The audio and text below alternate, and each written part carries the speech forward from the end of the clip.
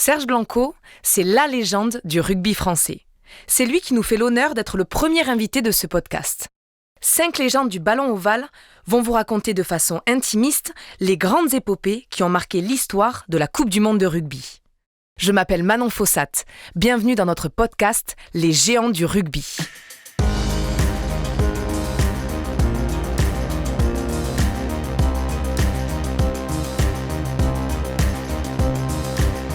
En 1987, la Nouvelle-Zélande et l'Australie organisent la toute première Coupe du Monde. La France est emmenée par celui que l'on surnomme le Petit Caporal, le sélectionneur Jacques Fouroux. Serge Blanco est alors la star du 15 tricolore.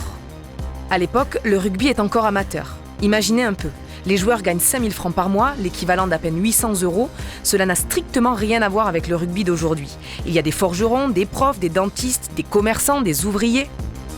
Pour gagner leur vie, tous les joueurs exercent un métier, à commencer par Serge Blanco. Moi, je travaille chez Pernod, d'autres travaillent comme prof de gym, d'autres ont des magasins, mais tout le monde travaille.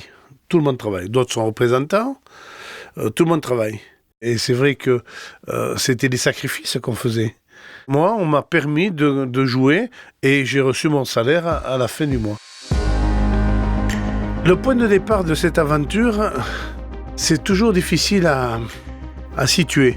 Parce que, avant de partir en tournée, ce que nous pensions, nous, être une tournée améliorée, on avait commencé par des tests physiques. Donc, d'habitude, on ne faisait jamais de tests physiques. C'était la première fois dans notre carrière que l'on faisait des tests physiques. Et c'est vrai que, quand on a eu toute cette batterie de tests, plus un stage à Saint-Lary, on s'est dit, mais vers où on va ? Vers quoi on va ? Mais je pense que le groupe n'a jamais véritablement pris conscience qu'on allait participer à la première Coupe du Monde de rugby. Je pense que pour nous, on allait faire une tournée améliorée. Donc pour nous, c'était l'inconnu. On en a rêvé, on a rêvé de cette Coupe du Monde. On l'attendait et d'autres joueurs avant nous l'ont attendu pendant des décennies. Elle ne venait jamais. Le grand saut vers l'inconnu a donc lieu à l'autre bout du monde. Le voyage est interminable. Plus de 30 heures avec les escales. Quand le 15 de France atterrit en Nouvelle-Zélande, c'est la douche froide. Il n'y a aucune ferveur, aucune ambiance dans les rues, aucune affiche. Rien ne permet d'imaginer que la première Coupe du Monde de rugby va avoir lieu ici. On avait un hôtel d'attache. On était sur un hôtel, l'hôtel Mondésir. Donc c'était un petit hôtel, un cottage, bord de mer, bord de plage. C'était pas des hôtels mirobolants, c'était pas des hôtels de milliardaires. C'était des hôtels tout à fait normaux. Il n'y avait pas d'avantages spéciaux parce que c'était une Coupe du Monde. On est quelques mois après, bien sûr, l'affaire du Rainbow Warrior. Une bombe a été placée à l'extérieur du bateau sur la coque. Le bateau a coulé en 4 minutes. L'équipage a pu sortir du bateau comme ils ont pu. Et la force des explosions nous fait penser que c'était destiné à tuer. Bon, il s'avère que la France est bien trempée là-dedans. Donc c'est vrai qu'au début, on ressent cette forme de pression. Mais les gens ne confondent pas tout. Au bout d'un moment, c'est le rugby qui reprend ses droits. Voilà, alors la France, c'est la France. Le rugby, c'est le rugby. Et le rugby sans la France, c'est quelque chose d'inadmissible pour les Néo-Zélandais. Donc pour eux, une fois que tout avait été dit, tout avait été étalé, le rugby, c'était pas nous qui avions posé la bombe. Donc obligatoirement, on a été accueillis comme il se devait. Et d'autant plus que nous avons trouvé des supporters à faire avec les Néo-Zélandais parce qu'ils avaient envie, surtout qu'on élimine les Australiens. C'était ça. Pour eux, c'était le côté French flair qui doit véritablement balayer l'Australie et enlever un des prétendants à la Coupe du Monde. Hormis les entraînements le matin dans des parcs publics, sans aucune pression d'ailleurs, les joueurs se promènent dans la ville, prennent des photos, jouent au golf. La vie des Bleus ressemble presque à celle de touristes en vacances. À tel point que Jacques Fouroux, le sélectionneur, monte le ton. La veille du premier match contre l'Écosse, il interdit même aux journalistes d'accéder à leur hôtel. La rencontre a lieu à Christchurch, la deuxième ville du pays. Sur le terrain champêtre de Lancaster Park, les Bleus n'ont connu que des défaites depuis leur premier match en 1961. On rentre sur un terrain et quand on regarde les tribunes, bon, bien sûr, il y a du monde, mais c'est pas un grand test match, quoi. C'est pas le test match, c'est pas un match du tournoi des Six Nations entre la France et l'Écosse ou l'Écosse et la France. C'est-à-dire qu'on est à l'autre bout du monde, quoi. Et c'est une nouvelle compétition. Et les gens ne sont pas encore habitués à cette compétition. Donc on se dit, pour nous, c'est le match le plus important en début de tournoi. Parce que si nous gagnons, et ça, nous avions étudié véritablement le règlement, si nous gagnons, obligatoirement, on va éviter les All Blacks en quart de finale. Frigorifiés par le vent glacial, on ne reconnaissait plus en cette première mi-temps ces joueurs français. Battus dans le rythme du jeu, dominés dans les regroupements, ils avaient des allures de 15 orphelins perdus au milieu de l'immense terrain de cricket de Lancaster Park à Christchurch. Dans le silence et l'indifférence quasi générale, l'équipe de France est totalement déboussolée. Elle est menée 16-6 après 50 minutes de jeu et à un quart d'heure de la fin du match, elle a encore 2 points de retard sur l'Écosse. Il y a une pénalité qui est donnée pour l'équipe de France et à peu près à 51 mètres de truc et on a 2 points de retard. Alors donc, et Pierre Berbizier est au sol et a mal. Et puis l'arbitre voit qu'on va éventuellement jouer, il arrête le jeu parce qu'il dit il faut que Pierre Berbizier sorte du terrain. Donc on fait rentrer les soigneurs. Les soigneurs auscultent Pierre Berbizier, lui font un soin, et puis ils le tirent petit à petit, et Pierre Berbizier, sur ses fesses, sort tranquillement. Et quand l'arbitre revient d'avoir accompagné Pierre Berbizier en touche, je regarde l'arbitre, je lui fais OK, et il me dit OK. Je me retourne, et je vois l'équipe écossaise, les avants, tous en rond, en train de parler entre eux, tout ça suit. Et là, comme l'arbitre m'avait donné la possibilité donc de jouer, je joue la pénalité à la main, tout seul. Je m'en vais sur l'extérieur, vers le drapeau de touche. Les gars, quand ils voient que j'ai joué, vite ils se précipitent, je fais un crochet intérieur, je prends tout le monde à contre-pied et je me mets marqué entre les poteaux et je transforme. Et ça nous donne véritablement une bouffée d'oxygène et on passe devant, on score. Plus qu'une minute à jouer. Et regardez l'essai. Et c'est débloqué. Et c'est débloqué entre les poteaux. Il va s'accorder. Fabuleux. Oh, écoutez, c'est le retour miracle de l'équipe de France. L'essai, moi, que j'ai marqué, il n'y a aucune preuve. Sauf, la seule preuve, c'est que j'ai aplati entre les poteaux. Ça, on l'a vu, mais c'est vrai que le réalisateur a été pris de court, puisqu'on a joué rapidement, j'ai joué rapidement, et que je suis allé entre les poteaux. Mais il n'y a pas une seule image de cet essai. Il reste quelques secondes à jouer. Le 15 de France mène désormais 20-16. Les joueurs croient tenir leur premier succès, mais ils se déconcentrent et les Écossais en profitent pour marquer derrière la ligne d'en but. 20 partout, puisqu'à l'époque un essai ne rapporte que 4 points. Et puis l'arbitre accepte l'essai, et là il y a la transformation du bord de la touche, et Gavin Hastings rate la transformation. 20-20, c'est le score final, et après, ça nous permet d'être premier de la poule. D'après le règlement, on serait qualifié premier si on venait à battre les 2 autres équipes du groupe, puisqu'on a marqué plus d'essais que les Écossais.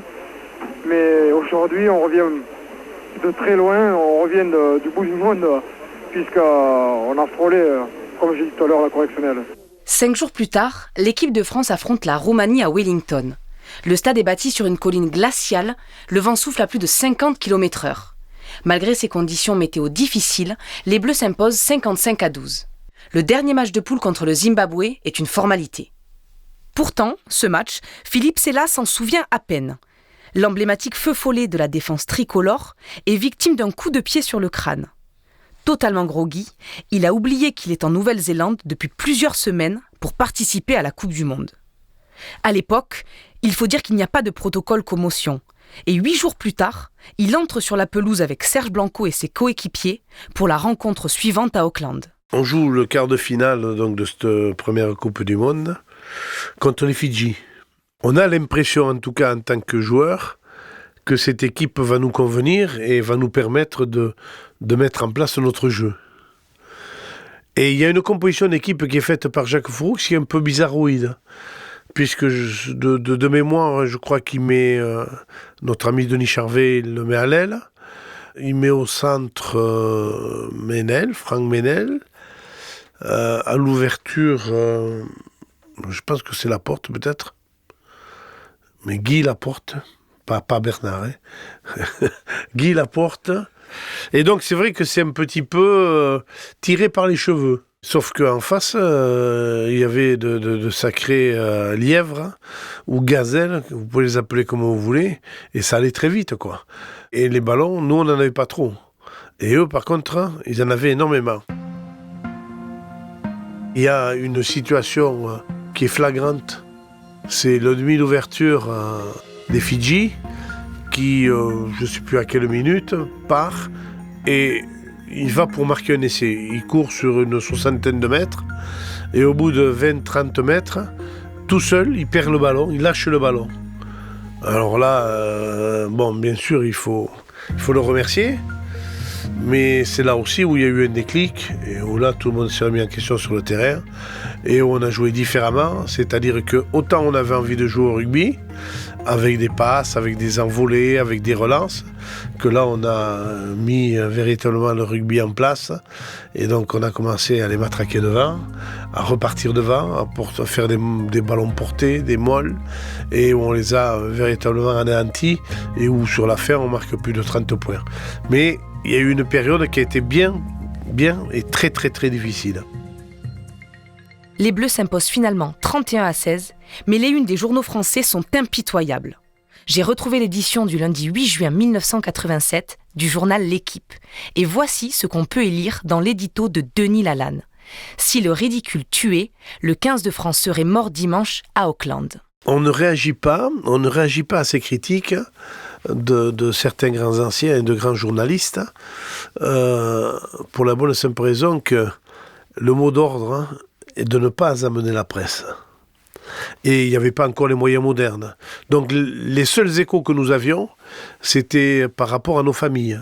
Nos familles disaient il y a un tel qui a balancé dans tel journal, l'autre il a écrit ça, l'autre a écrit ça, mais on ne l'a pas vu de nos yeux.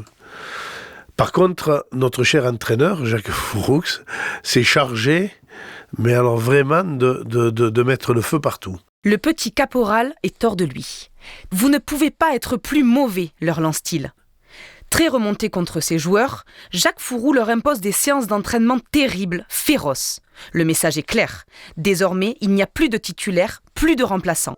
Chacun va devoir gagner sa place. Vous savez, quand vous lancez le ballon et quand vous dites maintenant, vous en avez 15 d'un côté et 15 de l'autre, et vous dites, il faut aller derrière la ligne d'avant, et c'était des plaquages. Vous savez, maintenant, on vous parle de plaquage en cathédrale où on n'a pas le droit. À l'époque, vous aviez le droit. Donc, c'est-à-dire que même sur cet entraînement, il y avait des plaquages cathédrale, tu levais le mec, tu le retournais, et tu essayais de lui planter la tronche dans la terre. La semaine de préparation est dantesque. Les corps sont durement éprouvés. Mais pour ressouder le groupe avant la demi-finale contre l'Australie, Jacques Fouroux propose aussi de prendre du bon temps avec une sortie en bateau dans la baie de Sydney et quelques spécialités basques. C'était pas une troisième mi-temps à proprement dit, c'est-à-dire que on ne s'est pas chargé d'alcool, on n'a pas été danser en boîte de nuit jusqu'à 6h du matin. C'est-à-dire qu'on a après avoir eu cette confrontation au niveau de notre entraînement, je pense qu'on a dû aller manger par là, tous ensemble. On avait un bien-être qui était un peu différent, qui venait nous récompenser, quoi. Je vous ai dit que je travaillais un peu chez Pernod, et donc Pernod offrait certaines choses, un repas, la Fédé mettait un complément, tout le monde était content, et on faisait des spécialités, puisque là, à partir de ce moment-là, nous avions aussi des supporters qui étaient arrivés. Et donc, les supporters, on les recevait, on les connaissait, C'était des amis, il n'y avait pas 3 millions de supporters. Donc c'est-à-dire que les supporters, ils passaient à l'hôtel, ils buvaient un coup avec nous, ils discutaient. C'était pas la même organisation qu'il y a aujourd'hui. Donc voilà, franchement, c'était très sympathique. Ce que je peux vous dire, c'est que la veille de la demi-finale, avec les 3 quarts de l'équipe de France, nous sommes allés jouer au bowling. Voilà. On est allé jouer au bowling, on avait besoin de se détendre. On a joué au bowling jusqu'à peut-être 11h30, minuit. Et après, on est rentré. Ça n'a été qu'une équipe de potes. Vous savez, nous avons commencé notre aventure, pour certains en 79, d'autres en 80, d'autres un peu plus tard. Cette évolution, elle a été façonnée par Jacques Fouroux. Elle a été amenée avec les qualités et les incertitudes de chacun. C'est-à-dire que nous avons compensé les uns pour les autres. C'est cette cohésion, c'est cette solidarité, c'est ces moments de partage qui sont très forts. Et je pense que s'il n'y a pas ces moments de partage, c'est impossible de pouvoir réussir. Mais cette équipe a évolué et techniquement, tactiquement et humainement, nous sommes arrivés à notre apogée pour la Coupe du Monde en 87. Cette bande de copains au sommet de son art va défier l'Australie chez elle à Sydney pour une place en finale. Un match qui va entrer dans la légende. C'est ce que je vous propose de découvrir dans la seconde partie de ce récit. Je vous attends avec Serge Blanco sur votre plateforme d'écoute préférée pour la suite de cet épisode consacré aux géants du rugby français.